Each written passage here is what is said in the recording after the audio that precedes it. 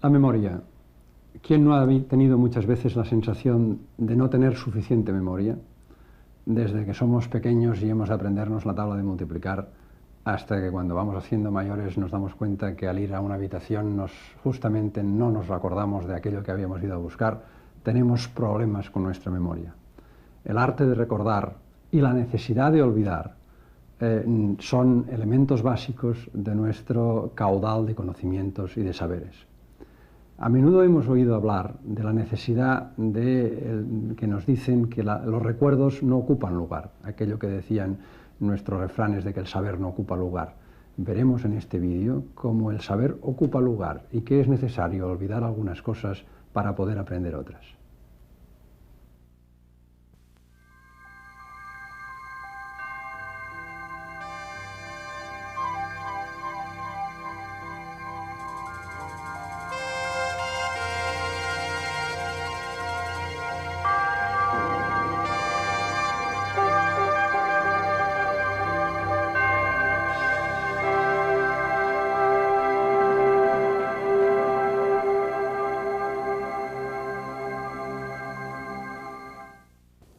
La razón por la que los psicólogos piensan que hay más de un tipo de memoria se debe al llamado efecto de posición serial. Ahora, si intentan memorizar, pueden darse cuenta de lo que es el efecto de posición serial. Si quiero sacar provecho de lo que aprenda hoy aquí, voy a tener que recordarlo. La información, las imágenes, los sonidos y algunas veces incluso los olores y texturas, de un modo u otro, tienen que ser traducidas a códigos que mi cerebro pueda almacenar para poder recuperarlas cuando las necesite. Para sobrevivir, tengo que recordar qué cosas son peligrosas y cuáles son comestibles. Las imágenes, las ideas, el lenguaje, incluso mis acciones físicas tienen que estar representadas en mi memoria y, por tanto, recuperables para asistirme cuando sea necesario. La memoria es tan esencial que, de hecho, para muchos psicólogos y neurólogos es el camino principal para estudiar las funciones de la mente y las estructuras del cerebro.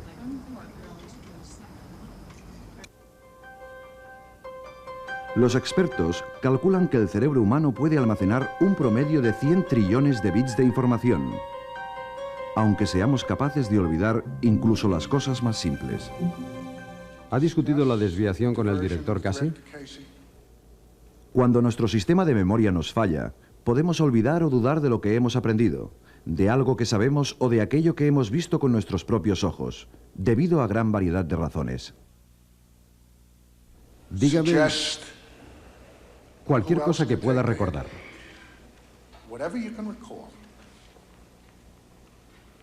Bueno, ahora no recuerdo. Quiero decir que hemos discutido mucho sobre ello. ¿Está preparado? Sí. Las investigaciones sobre el olvido nos dan a entender que la memoria es un complejo proceso psicológico, un proceso dinámico influenciado por muchos factores. Colegio, agua,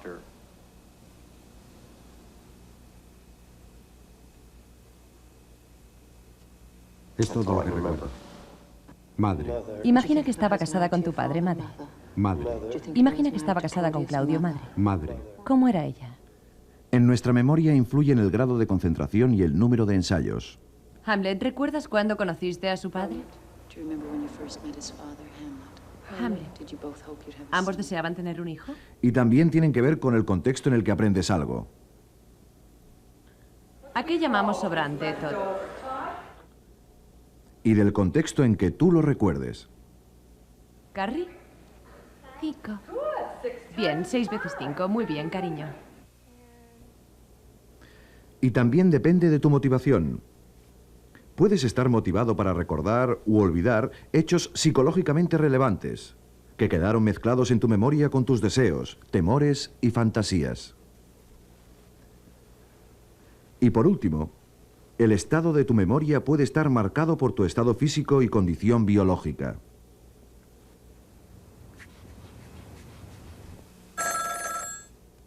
Y también por interferencias de otros sucesos y experiencias.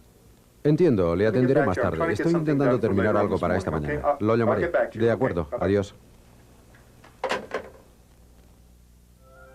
La investigación moderna de la memoria empezó hará unos 100 años con un psicólogo alemán llamado Hermann Ebbinghaus, que estudió la memorización de sílabas en series aparentemente sin sentido. Con su utilización, Ebbinghaus esperaba obtener una medición cuantitativamente pura de la memoria, no contaminada por el aprendizaje previo. Primero aprendía una lista de sílabas. Luego intentaba retener la lista en su memoria mientras se distraía memorizando otras listas. Entonces sometía a examen su memoria comprobando cuántas veces tenía que releer la lista hasta haberla reaprendido perfectamente. Como se demuestra en sus gráficos originales, cuantas menos veces tenía que volver a la lista, más información había retenido en su esfuerzo original. Resultó ser que la memoria de Ebbinghaus mostraba una pérdida inicial rápida, seguida de una lenta disminución gradual durante el mes siguiente. ¿Por qué la memoria de Ebbinghaus se desvanecía tan rápidamente, incluso con tanto entrenamiento y práctica? Para empezar, se había perjudicado a sí mismo al intentar librarse de la llamada influencia dificultadora del significado. Él no tenía ningún tipo de conexiones, de enlaces para poder conectar las nuevas entradas, las sílabas, con la información ya almacenada. Carecía de contexto alguno al que recurrir para ayudarle a organizar lo no familiar en términos familiares. Al eliminar los recuerdos con sentido, Ebbinghaus, sin saberlo, se alejó de una de las estrategias más poderosas de la mente humana: descubrir el sentido, el orden y la organización y la información que ello conlleva. Muchos de los principios básicos de la memoria fueron descubiertos durante las siguientes décadas de investigación, gracias a experimentos en los que los sujetos intentaban recordar sílabas sin sentido presentadas a intervalos precisos y controlados. Otros investigadores analizaron la memoria en animales, mediante el aprendizaje de laberintos o realizando discriminaciones entre posibles opciones. Pero esta línea de investigación cambió radicalmente durante los 60 con la aparición de los ordenadores. Por primera vez, los psicólogos pudieron crear un modelo de trabajo de los mecanismos de la memoria. Esta nueva aproximación representaba la mente como un procesador de información, como un ordenador. La información puede ser cualquier conocimiento recibido, procesado y entendido por un individuo. La complejidad de la memoria pudo entonces ser desglosada en los procesos que la componen. Primero, el input debe codificarse, insertarse en códigos de memoria que puedan ser registrados por el cerebro. Después debe almacenarse y retenerse por algún periodo de tiempo que puede ir desde un momento hasta toda una vida. Y finalmente, tiene que ser recuperado al solicitarlo en caso de necesidad. Hay dos tipos de memoria. La memoria a largo plazo o remota es el almacén de todo lo que uno sabe sobre el mundo y acerca de uno mismo, y es esencialmente ilimitada. En teoría, cualquier cosa que se haya experimentado y que está almacenada en la memoria a largo plazo está disponible para ser reclamada posteriormente. Para entender el proceso de recuperación, intente imaginar la memoria a largo plazo como su biblioteca privada. Pero, según piensan algunos investigadores, la información, en lugar de estar almacenada en libros, se almacena y representa en forma de redes. En estas redes asociativas, cada pieza de información o concepto se halla vinculado a una familia de otros con los que comparten algunas propiedades comunes. Activando cualquiera de estos conceptos en la red, se activan otros asociados a ellos. Este proceso de activación se extiende rápida y automáticamente, no solo en las redes, sino también a través de otras vinculadas significativamente al individuo. Para ser consciente del resultado de este proceso de activación, para poder identificar y entender qué pasa a mi alrededor, se necesita algo más que la memoria a largo plazo. Esto es debido a que la memoria a largo plazo es como un almacén de información pasivo y no un despachador de información activo. Por lo tanto, necesitamos un segundo sistema de memoria. Necesitamos la memoria a corto plazo o reciente. La memoria a corto plazo actúa de manera transitoria y contiene todo el conocimiento corrientemente en uso. Toda nueva información, aquello a lo que prestamos atención ahora mismo, debe pasar primero a través de este estrecho canal. Y la información que recuperamos de nuestra memoria a largo plazo también tiene que pasar a través suyo para ser inspeccionada. Pero la memoria a corto plazo tiene dos grandes limitaciones. Para empezar, solo puede retener una pequeña cantidad de información y además, dicha información solo puede retenerse por un corto periodo de tiempo. Se desvanece tan pronto desviamos nuestra atención a otra parte. Lo nuevo siempre aparta lo antiguo. A pesar de todo, nuestra memoria activa a corto plazo es parte esencial de nuestro estado psicológico. Encadena estímulos aislados en episodios y estos en historias, como lo hacemos al conversar, trabajar, leer, jugar y abarcar el mundo. La memoria a corto plazo hace todo esto, a pesar de no poder retener nada más de medio minuto. Y solo puede almacenar entre 5 y 9 ítems con un promedio de 7. ¿Cómo podemos, pues, paliar las limitaciones de la memoria a corto plazo? En primer lugar, nuestros recuerdos pueden retenerse durante más tiempo si repetimos la nueva información con cuidado y sin distracciones. En segundo lugar, podremos retener más información si agrupamos los ítems según un modelo, algo con lo que estemos ya familiarizados. Este proceso se denomina fragmentar.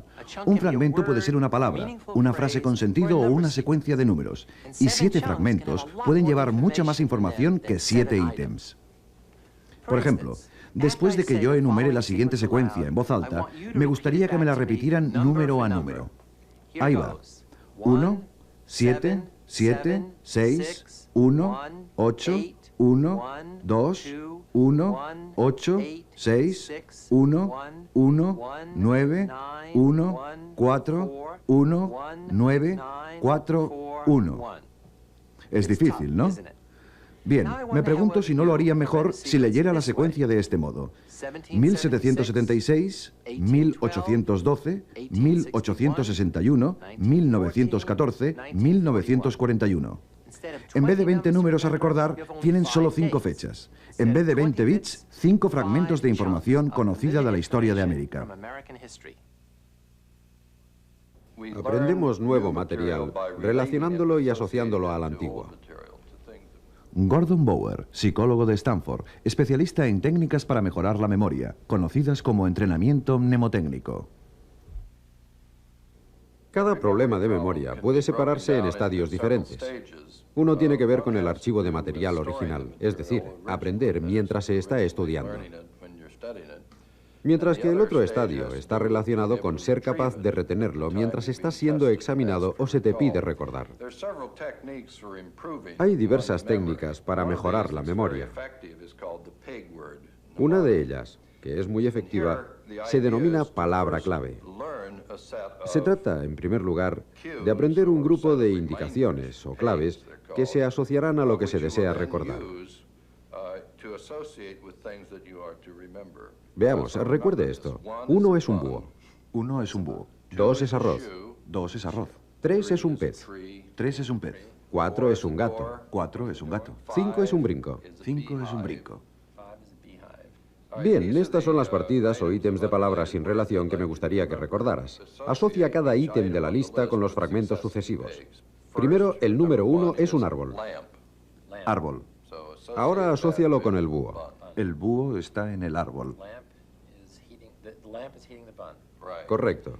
2 es sal. 2 es arroz. Falta sal en el arroz. Bien. 3 es río. Vale, 3 es un pez. El pez nada en el río. Correcto. 4 es pato. 4 es gato. El gato persigue a un pato. 5 es niño. 5 es brinco. El niño da un brinco. Muy bien. ¿Cuál era el tercer ítem de la lista? Río. El pez nada en el río. Me gustaría que repitieras toda la lista de ítems al revés. De acuerdo. 5, brinco, niño. Correcto. 4, gato, pato. Bien. 3, pez, río. Bien. 2, arroz, sal. Bien. 1, búho, árbol. Muy bien, los has acertado todos. Bien, ahora puedes ver cómo funciona un encajamiento entre el proceso de almacenaje, el proceso de aprendizaje y el plan de recuperación. En la mayoría de mnemotécnicos, la principal característica es la rima. Sigmund Freud fue el primero en reconocer que lo que recordamos y lo que optamos por olvidar puede ayudar a mantener nuestro sentido de integridad y autoestima. Freud describió el proceso de represión en el que el ego se defiende contra la información y los pensamientos inaceptables, sacándolos de la conciencia y reprimiéndolos y almacenándolos en el mundo del inconsciente. Pero alguno de ellos, dice Freud, intentará liberarse y asomarán disfrazados en sueños, en lapsus verbales y en síntomas de malestar mental. Algunos recuerdos tienen más sentido para nosotros por lo que se denomina el proceso constructivo del recuerdo.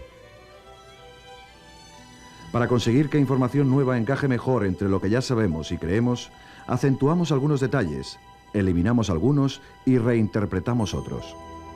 De esta forma, construimos temas consistentes e historias coherentes, incluso a partir de información inconsistente y ambigua. Estos dos procesos constituyen un principio central de la memoria. Cómo y qué recordamos está determinado por cómo somos y qué sabemos a priori. Cada día veo una cantidad enorme de gente y recibo muchísima información. Pero, ¿cuánto de ello recordaré?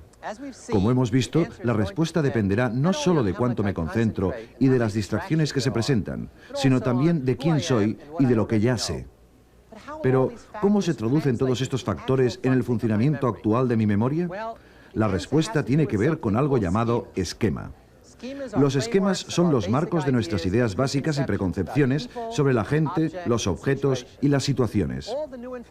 Toda la nueva información que aprendemos se organiza relacionándose con esquemas existentes. Y muchas de nuestras construcciones de la memoria surgen al tratar de encajar nueva información en antiguos esquemas. ¿Cuántas cosas de las que hay en esta oficina sería capaz de recordar? En un experimento para demostrar el poder de los esquemas, algunos sujetos pasaron algunos minutos en esta habitación. Más tarde se les interrogó sobre su contenido. Lo que los sujetos recordaron estaba fuertemente influenciado por su esquema mental de lo que hay en una oficina típica. Ellos recordaron correctamente objetos que correspondían a los de su esquema de oficina. Recordaron peor los objetos que no formaban parte de su esquema. Y recordaron erróneamente objetos que suelen estar en una oficina, pero que no estaban en esta en concreto. Los esquemas también influyen en nuestra percepción y comprensión del mundo. Un artista de San Francisco, Franco Magnani, pintó de memoria un cuadro del pueblo italiano en el que había nacido. No había visto su pueblo desde hacía 30 años. Comparemos ahora otra de sus obras con estas fotos recientes del pueblo, tal como realmente es, un lugar que ha cambiado sustancialmente.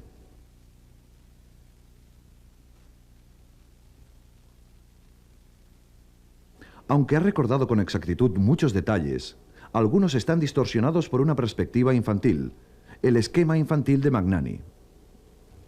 En este trabajo tenemos un doble proceso de memorización, una singular precisión y distorsiones significativas. La continua investigación sobre la memoria está llevando a los psicólogos a muchos descubrimientos sobre su naturaleza.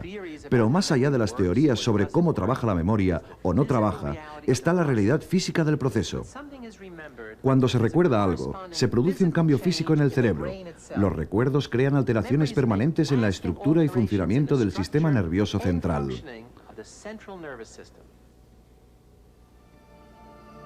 Cada unidad de información que adquirimos en la vida se codifica en las neuronas del cerebro.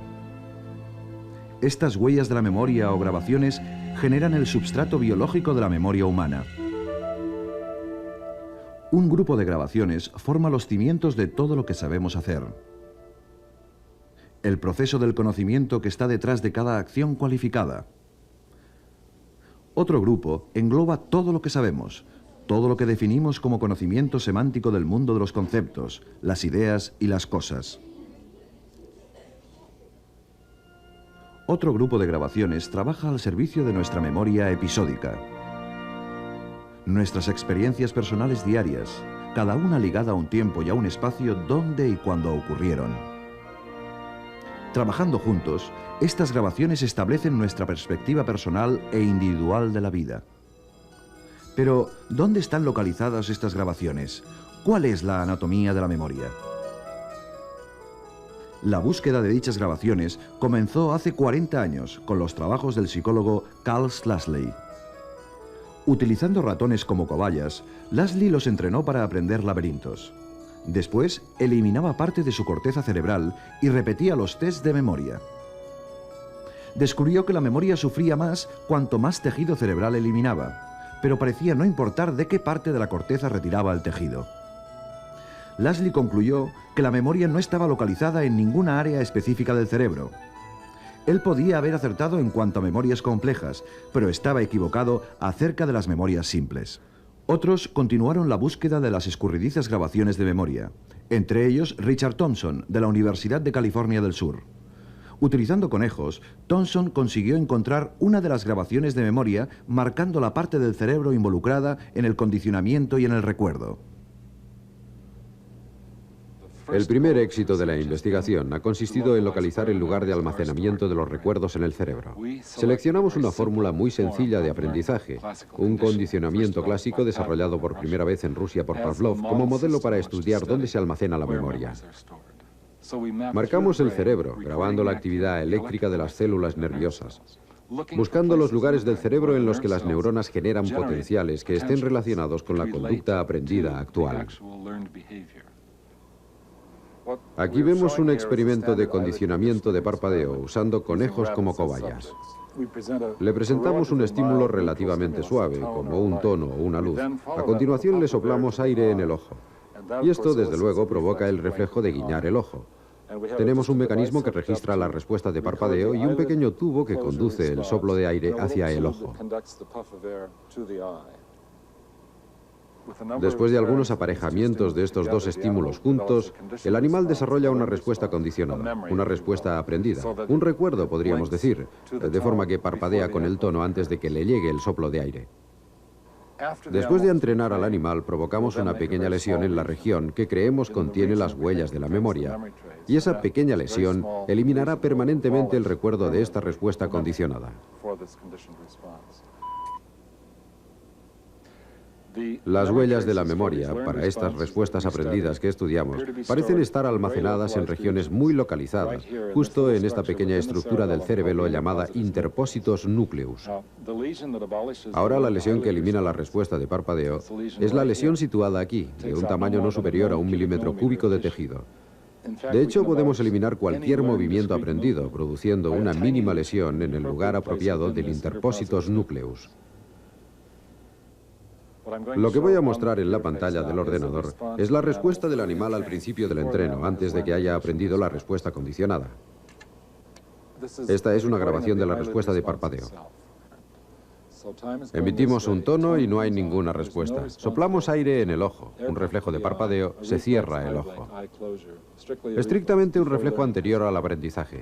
Esta es una respuesta condicionada bien aprendida por un animal que ha sido bien entrenado antes de ser intervenido quirúrgicamente. Se emite el tono en este punto y podemos comprobar que se ha desarrollado correctamente la respuesta de parpadear que se produce en el punto donde se generaría el soplo de aire. Tenemos una respuesta refleja al soplo de aire. Esta es la respuesta condicionada. Después de la intervención podemos ver que el recuerdo de la respuesta aprendida ha desaparecido completamente. Solo queda la respuesta refleja, la misma respuesta que obteníamos del animal al principio del entrenamiento, antes de que hubiera aprendido la respuesta condicionada. Destruyendo permanentemente este tejido, eliminamos el recuerdo de la respuesta aprendida. El animal no puede aprender esa respuesta nunca más. Ahora podemos buscar los procesos químico-físicos que están relacionados con el almacenamiento de este tipo de memoria. Creemos que si comprendemos cómo se almacenan los recuerdos en el cerebro, seremos capaces de desarrollar nuevas técnicas y herramientas para combatir los trastornos de la memoria. Por tanto, podemos considerarlo un hallazgo muy útil y ahora yo creo que viable. La memoria es esencial para la identidad de las personas. Nos conecta con nuestro pasado y proporciona coherencia a la personalidad y un propósito en la vida. La gente que pierde sus recuerdos nos proporciona una información muy importante sobre el tema. Quizás el tipo de grave pérdida de memoria más conocido sea la amnesia funcional, provocada por factores psicológicos. Se da normalmente en personas con estados agudos de ansiedad o histeria, que inconscientemente huyen de una situación de su vida extremadamente desagradable, eliminando todos los recuerdos sobre ella. Este bloqueo de la memoria puede eliminarse a menudo mediante la psicoterapia y la hipnosis. Pero las pérdidas de memoria más permanentes son debidas a la destrucción de tejido cerebral, que puede observarse mediante técnicas de imagen cerebral. La amnesia orgánica, así denominada, puede ser causada por una lesión en el cerebro, enfermedad, alcoholismo, intoxicación química y senilidad. Todas ellas interrumpen los circuitos de memorización del cerebro. En la enfermedad de Alzheimer, que afecta a millones de norteamericanos, a partir de los 50, atrofia el tejido cerebral. Cuanta más corteza se pierde, también se pierde más memoria, después la personalidad y a veces la propia vida. ¿No lo recuerda? Todo está muy confuso. La vida sin recuerdos es una vida sin pasado y sin futuro.